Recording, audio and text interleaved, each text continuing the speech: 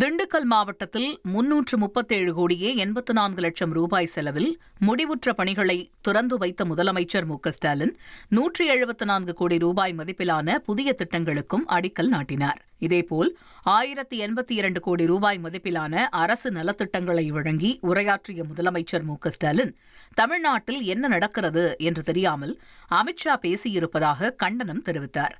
அவர் அமித்ஷாவா அவதூறு ஷாவா என்றும் கேள்வி எழுப்பினார். நம்ம விடியல் ஆட்சியில் ஏதாவது ஒரு திட்டத்தில் எப்படியாவது எல்லாருக்கும் பயன் கிடைச்சிருது.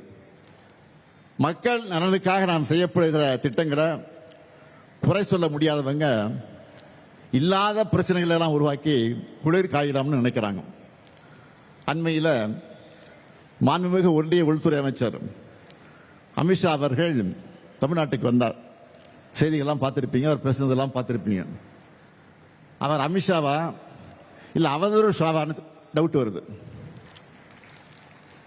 அந்த அளவுக்கு உண்மைக்கு புறம்பா பேசிட்டு போயிருக்காரு.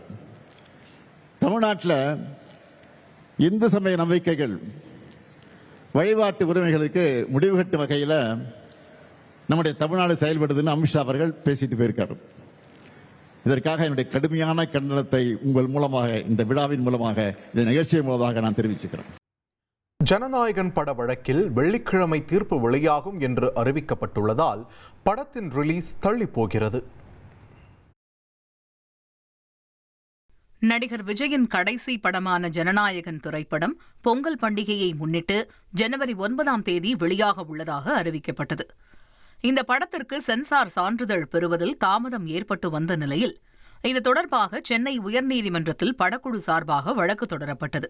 ஜனநாயகன் படத்திற்கு சென்சார் சான்று வழங்குவது குறித்து புதிய குழு அமைத்து மறு ஆய்வு செய்யப்படும் என சென்சார் போர்டு தரப்பில் தெரிவிக்கப்பட்டது. ஜனநாயகன் படத்திற்கு சான்றிதழ் வழங்கும் விவகாரத்தில் சென்சார் போர்டின் அதிகாரத்தை கட்டுப்படுத்த முடியாது எனவும் சென்சார் போர்டு தரப்பில் வாதிடப்பட்டது. சென்சார் போர்டு உறுப்பினர் ஜனநாயகன் படம் குறித்து புகார் அளித்துள்ளதாகவும், ஆனால் சென்சார் போர்டுக்கு படத்தை மறு ஆய்வு செய்யும் அதிகாரம் இல்லை எனவும் பட தயாரிப்பு நிறுவனம் தரப்பில் வாதிடப்பட்டது. மறு ஆய்வு செய்ய மத்திய அரசுக்கு வழங்கப்பட்ட அதிகாரத்தை கர்நாடக உயர்நீதிமன்றம் ரத்து செய்ததாகவும் பட தயாரிப்பு நிறுவனம் சுட்டிக்காட்டியது.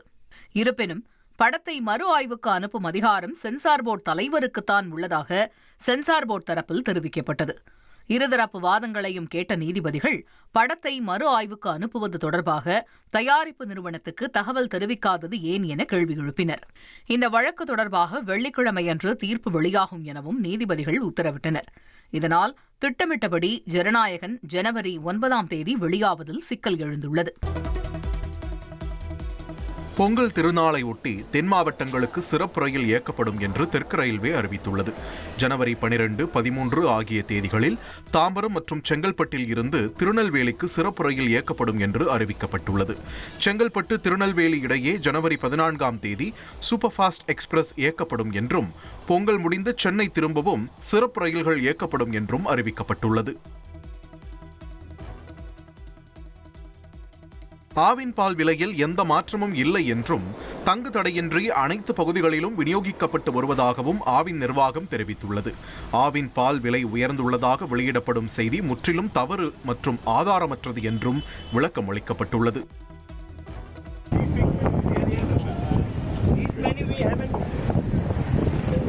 உடல்நலன் பாதுகாப்பை வலியுறுத்தி விழிப்புணர்வு ஏற்படுத்தும் வகையில் தமிழகம் முழுவதும் 15ற்கும் மேற்பட்ட வெளிநாட்டினர் சைக்கிள் பயணம் மேற்கொண்டுள்ளனர்.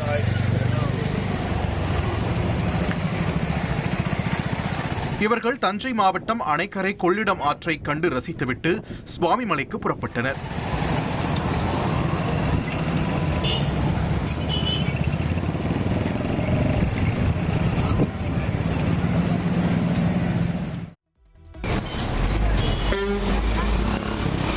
சென்னை உயர்நீதிமன்ற உத்தரவின் அடிப்படையில் காஞ்சிபுரம் மாவட்டம் ஸ்ரீபெரும்புதூரில் உரிய அனுமதியின்றி இயங்கி வந்த தனியார் நிறுவனத்தின் தொழில் நிறுவனங்கள் சீல் வைத்து மூடப்பட்டது.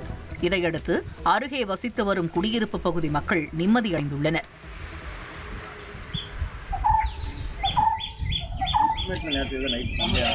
நெல்லை மாவட்டம் அம்பையில் அமைந்துள்ள மணிமுத்தாறு அருவியில் நீர்வரத்து சீரானதை அடுத்து சுற்றுலா பயணிகள் குளிப்பதற்கு அனுமதி வழங்கப்பட்டுள்ளது.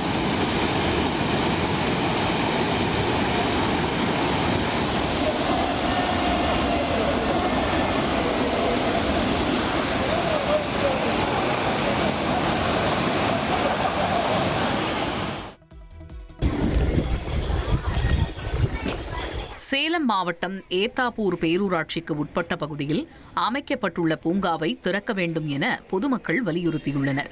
3 வருடங்களாக திறக்கப்படாத பூங்கா செயல்பாட்டிற்கு வந்தால் அங்கே உள்ள முருகன் கோவிலுக்கு செல்லும் பக்தர்கள் பயனடைவர் என்றும் தெரிவித்துள்ளனர்.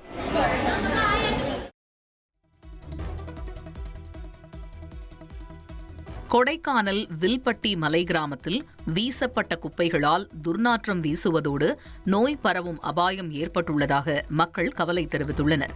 இதற்கு விரைந்து நடவடிக்கை எடுக்காவிட்டால் மலையின் கீழ்ப்பகுதியில் வசிக்கும் மக்களுக்கு பாதிப்பு ஏற்படும் என்ற குற்றச்சாட்டு வலுத்துள்ளது.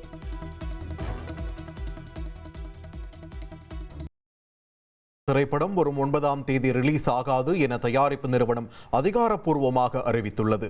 சென்சார் சான்றிதழ் தொடர்பான வழக்கு நிலுவையில் உள்ள நிலையில் படத்தின் வெளியீட்டு தேதி தற்காலிகமாக தள்ளி வைக்கப்படுவதாக அறிக்கை வெளியிடப்பட்டுள்ளது.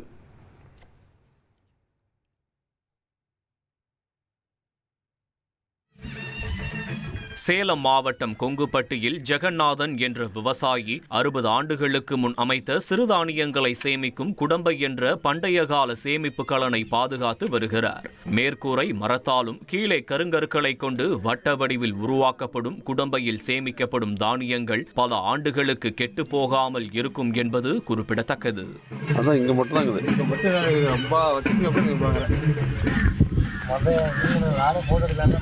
குடம்பை அப்படின்னு சொல்லக்கூடிய ஒரு புதிர்.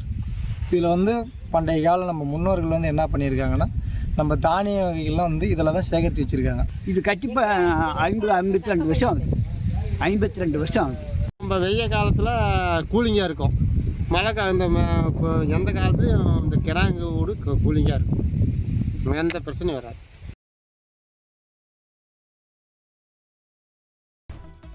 பொதுச்சட்ட நுழைவுத் தேர்வு வினாத்தாள் கசிவு விவகாரத்தை நீதிமன்ற கண்காணிப்பில் விசாரணை நடத்த கோரிய மனுவை உச்சநீதிமன்றம் தள்ளுபடி செய்தது.